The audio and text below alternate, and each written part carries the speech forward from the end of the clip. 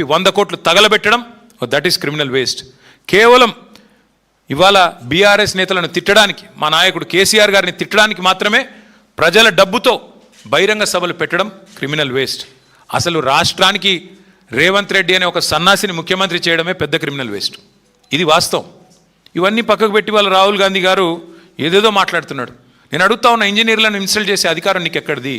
నీ జీవితంలో రేవంత్ రెడ్డి నాకు తెలిసి నకలు కొట్టుకే పాస్ అయిన కేసు ఇది. ఏం చదివిండో కూడా డౌటే నాకు. చదివిండా లేదా సప్లిమెంటరీ పరీక్ష పాస్ అయ్యిందా నాకైతే డౌటే. ఎందుకంటే ఆయనకి సప్లిమెంటరీ పరీక్షలు పాస్ కావడం కూడా ఆయనకి కొత్త ఏం కాదు.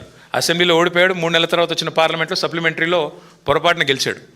ఏం చదువుకున్నాడో ఎవడికి తెలియదు. ఆయన ఇవాళ మాట్లాడుతున్నాడు చదువుకున్న వాళ్ళ గురించి. ఏం మాట్లాడతాడు? ఆయనకంట తెల్ల కాగితం మీద అంట పిల్లలకి రాయడం రాదంట. నేను అడుగుతున్న రేవంత్ రెడ్డి గారు, నువ్వు నింపగలుగుతావా నీ ఎలక్షన్ ఫారం అఫిడవిట్? ఏ ఛాలెంజ్ కంటే ఆ ఛాలెంజ్కి నేను రెడీ. నీ ఎలక్షన్ అఫిడవిట్ నింపరా అయ్యా, నువ్వు చూస్తా. నీకేం చదవచ్చో ఏమొచ్చో నేను కూడా చూస్తాను. పెద్ద మాటలు మాట్లాడుతున్నాడు. జీవితంలో ఒక పోటీ పరీక్ష రాసినావా? ఒక్క పోటీ పరీక్ష, ఏదన్నా కాంపిటేటివ్ ఎగ్జామ్ పొరపాటున ఎప్పుడన్నా జీవితంలో ఒక ఇంటర్వ్యూకి అటెండ్ అయినావా? ఏం తెలుసు నీకు పిల్లల గురించి?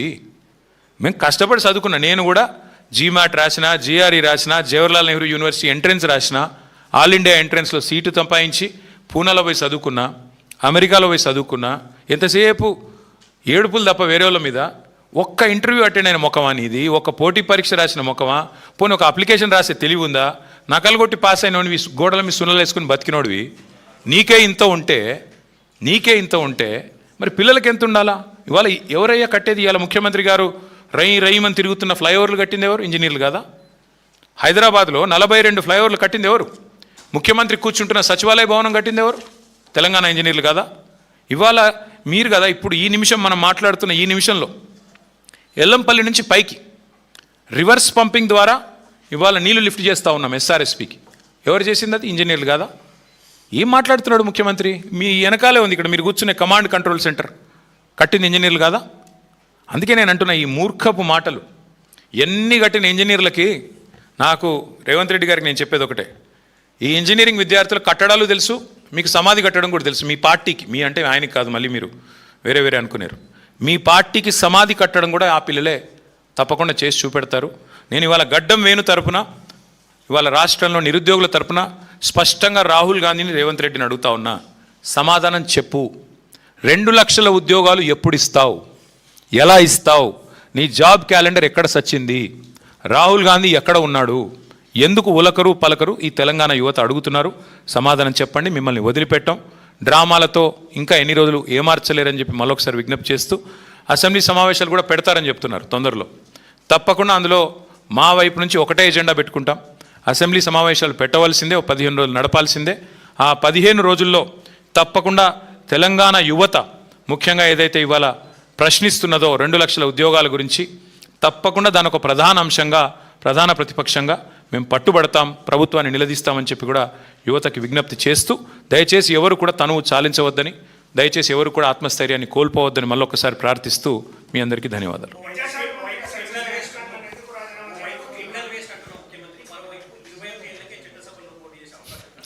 అంటే రేవంత్ రెడ్డి స్టైల్ ఏంటంటే బ్రదర్, ఆయన చేతుల్లో ఉన్నది ఏది చేయడు, చేతుల్లో లేని వాటికి మాత్రం పోదులు కొడతాడు.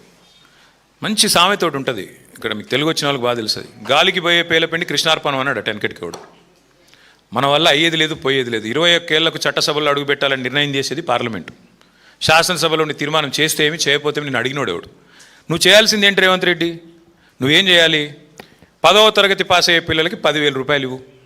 నువ్వేగా చెప్తివి. 12వ తరగతి పాస్ అయ్యే పిల్లలకు 15,000 ఇవ్వు. డిగ్రీ పాస్ అయిన పిల్లలకి 1,00,000 రూపాయలు ఇవ్వు. పీజీ పాస్ అయిన పిల్లలకి చెప్తివి కదా 5 లక్షలు ఏదో, అవి ఇవ్వు. స్కూటీలు ఇవ్వు. పిల్లలకి నిరుద్యోగ భృతి ఇవ్వు 4,000. యూత్ డిక్లరేషన్లో, విద్యార్థి డిక్లరేషన్లో నువ్వేదైతే జెన్ జీ అంటున్నావో ఆ జెన్ జీకి నువ్వు ఇచ్చిన హామీలు నిలబెట్టుకు. ముందు నీ చేతిలో ఉన్నది ఇవ్వవు. ఇప్పుడు ఇట్లాగే బీసీ రిజర్వేషన్ విషయంలో కూడా ఇట్లే మోసం చేసినాడు. రిజర్వేషన్లు అని చెప్పి ఇక్కడ తీర్మానం పాస్ చేస్తాడు, ఢిల్లీకి పంపుతాడు, మోడీ ఆపాడు అంటాడు. మరి బీసీలకు 1,00,000 కోట్లు నువ్వే ఇవ్వాలి కదా, నువ్వు ఇచ్చిన హామీనే కదా, అదెందుకు ఇవ్వవు? పోనీ బీసీలకు 42% వాటా ఇస్తాను ప్రభుత్వ కాంట్రాక్ట్లలో, అవెందుకు ఇవ్వవు? నువ్వు ముందు నీ చేతుల్లో ఉన్నవి, నీ చెప్పు చేతుల్లో ఉన్నవి, నీ ప్రభుత్వ ఆధీనంలో ఉన్నవి వాటిని నెరవేర్చు. పిల్లలకు కూడా నేను అనేది, ముఖ్యమంత్రి గారు నీ తీర్మానం నాలుక గీకేసి పారేసుకోవడం కూడా పనికిరాదు. నీకు తెలుసు, నాకు తెలుసు. అది నువ్వు ఇవ్వాల్సింది, నువ్వు చేయాల్సిన పని ఏంటి? పిల్లలకి నువ్వు ఇచ్చిన వాగ్దానాలు 2 లక్షల ఉద్యోగాలు ఇవ్వు, పిల్లలకి నువ్వు చెప్పిన విద్యా భరోసా కార్డు ఇవ్వు, గురుకుల పాఠశాలల్లో 150 మంది పిల్లలు చచ్చిపోయారు ఇప్పటికీ, వాటిని పట్టించుకో. విద్యా హక్కు చట్టాన్ని తుంగలో దొట్టే విధంగా మాట్లాడుతున్నావు. 27,000 ఉన్న స్కూళ్ళని 4,000కు పరిమితం చేస్తా అని మాట్లాడుతున్నావు. విద్యా హక్కు చట్టం తెచ్చింది శ్రీమతి సోనియా గాంధీ గారి ప్రభుత్వం, యూపీఏ చైర్పర్సన్గా. అది తెలుసుకో, కనీసం చట్టాలన్న అవగాహన చేసుకో. అది చేయకుండా టైంపాస్ కార్యక్రమం చేస్తాను, 21 ఏళ్ళకే నేను పంపుతాను చట్టసభల కంటే నాలిక గీకేసి పారేసుకోవడానికి కూడా ముఖ్యమంత్రి చేసే తీర్మానం పనికిరాదు.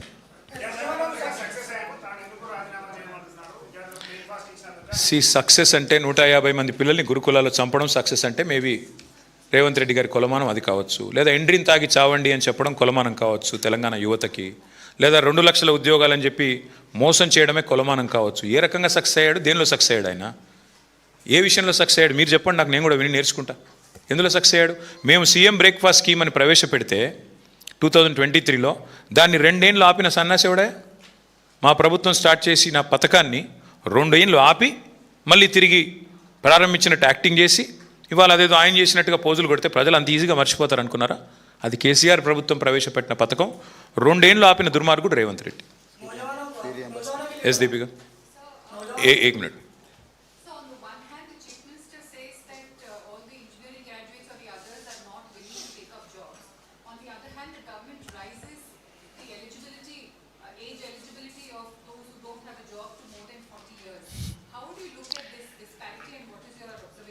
No, I'll tell you 2 things, ma'am.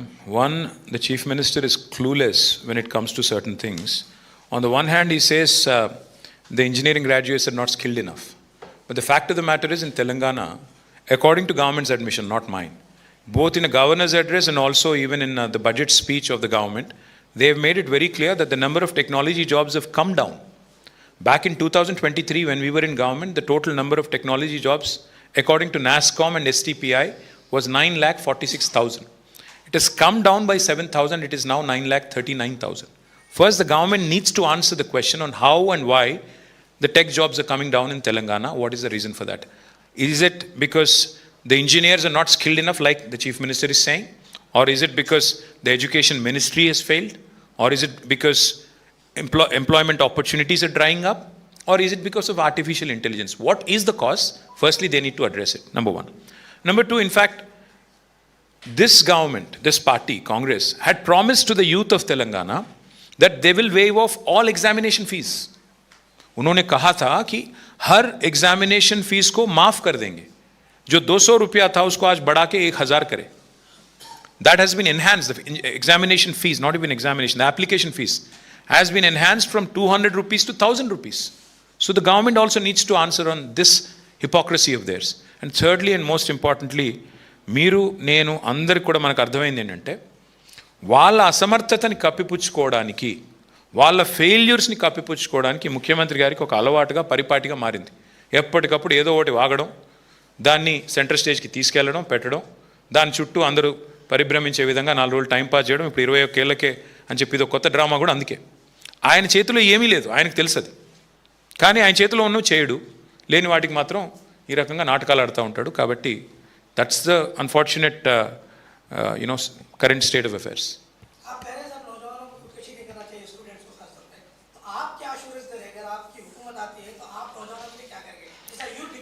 अगर नहीं, जब वापस आएंगे हम लोग 2028 में, मैं बस इतना ही कहूँगा कि पिछले 5 साल जो है 2005 नहीं 10 साल 9.5 साल अगर मैं करेक्टली बोलूँ तो 2014 से लेकर 23 तक कोविड रहने के बावजूद हमने कुल मिला के 2,32,000 से ज़्यादा नोटिफिकेशन हमने दी और उसमें से 1,60,000 एम्प्लॉयमेंट पूरा मुकम्मल हमने किया वादा. और बाकी जो कोर्ट केसेस की वजह से 70,000 कुछ पेंडिंग थे, उसके कागज़ इन्हों देके, अब के चीफ मिनिस्टर देके आज कुछ भी बोल रहे हैं उन्होंने. और साथ ही साथ हमारे प्रवीण भाई याद दिला रहे हैं मेरे को, प्राइवेट सेक्टर में 24 लाख से ज़्यादा, आईटी और बाकी सेक्टर्स में 24 लाख से ज़्यादा एम्प्लॉयमेंट क्रिएट करने वाली गवर्नमेंट हमारी है तेलंगाना में, केसीआर गवर्नमेंट. आज मैं देखते रहता हूँ, कभी का एक बार हंस भी लेता हूँ. हाल ही में चीफ मिनिस्टर गए थे महबूब नगर, वहाँ जाके इनॉग्रेट करके बड़ा बड़ा भाषण दे रहे हैं. क्या इनॉग्रेट करें आप? अमर राजा बैटरीज कौन लाए? केसीआर गवर्नमेंट.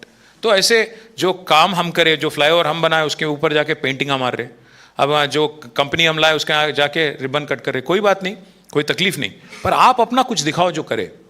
आप जो वादा करें, राहुल गांधी साहब जो वादा करें 2 लाख, एक पहले ही साल में 2 लाख रोजगार हम देंगे, गवर्नमेंट नौकरी हम देंगे, क्या हुआ उसका? जब वापस हम आएंगे 2028 में, मैं वादा करता हूं आपसे, पिछली बार जो 1-2 गलतियां हुए, जो छोटे छोटे मिस्टेक्स हुए हमारे तरफ से, उसको रेक्टिफाई करेंगे एक तरीके से, जैसे यूपीएससी चलती हैं